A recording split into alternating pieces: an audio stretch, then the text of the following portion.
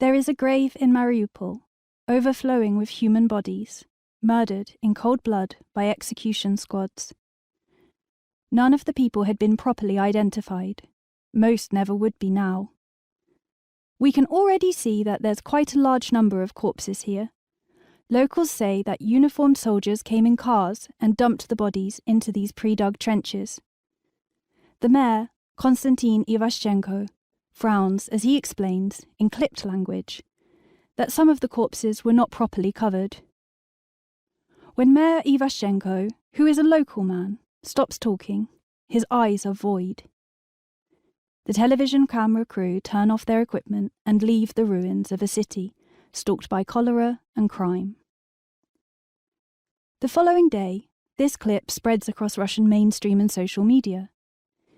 It makes a strong impression on viewers who watch it in horror.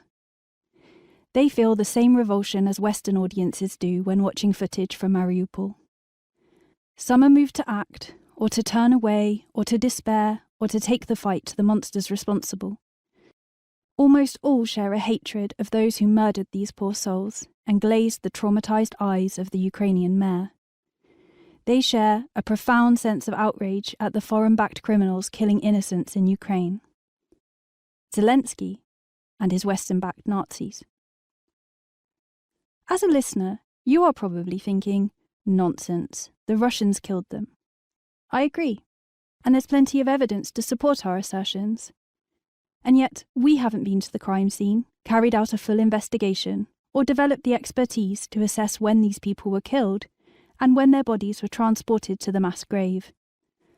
Our knowledge that the Russians are culpable, rather than the Ukrainians, is based on informed assumptions and the wise decision not to give any credence to the claims of Russian news or collaborationist mayors like Ivashchenko. But Russians do give credence to these sources, or at least few give any credence to Western and Ukrainian views. For many of us watching the daily onslaught in Ukraine in horror, the Russian viewpoint is incomprehensible, as baffling as it is appalling.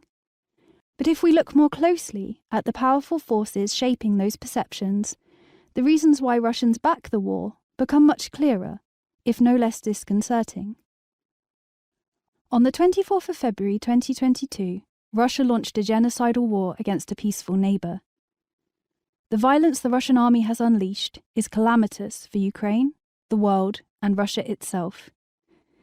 There can be no justification for what Russia is doing now, or for what it has been doing in Ukraine since 2014. And yet many Russians do justify, even approve the war. It is their war, Russia's war, not Putin's alone.